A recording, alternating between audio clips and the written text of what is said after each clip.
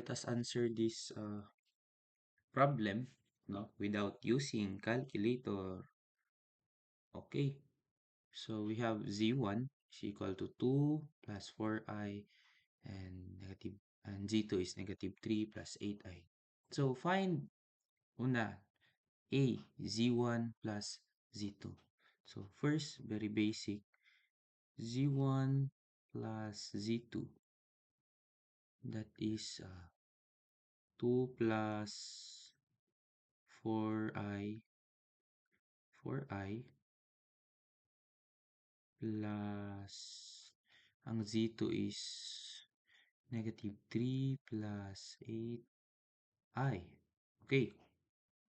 First button, atong isagol ang mga real part nila.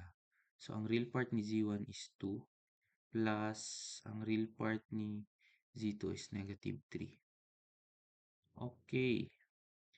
Then, ato na punta sa ato ang imaginary part. So, ang imaginary part is sa z1 is 4i or pwede na to igawas ang I da ano. Si 4 plus 8. Yes, 8. Then I. Equals 2 minus 3, that is negative 1. Plus 4 plus 8, that is 12. 12i. So, we have the answer for letter A, z1 plus z2. Okay, na the answer for letter A. Chill siya yan siya. Dili mo kayo siya lisod, no? So, for letter B is, let us find z1 and z2. So, we have z1 as 2 plus 4i times negative 3 plus 8i. Okay, by FOIL method, first term or no FOIL method, walum tani no. For first term, 2 times negative 3. First term, anak, first term. And then outer term, plus 2 times 8i. And then inner term, inner term plus 4i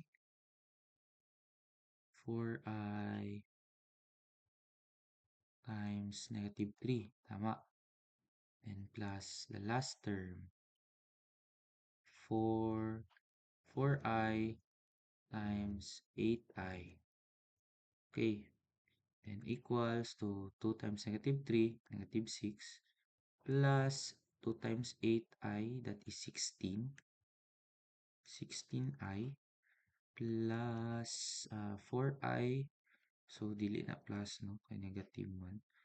So, 4i times negative 3, that is negative 12i. Plus or minus, no? Kay I times I is, or I squared equals negative 1. So, let us put negative. And 4 times 8, that is 32. Mawala na si I, no? And then, atong i-combine tanan. Ang real part is negative 6. Negative 6 minus negative 32. Then, plus 16i minus 12i. Then, we will have negative 6 minus 32. We will have negative 38. Then, 16 minus 12, that is positive, no? That is 4i. So, that is z1, z2. Okay, problem solved.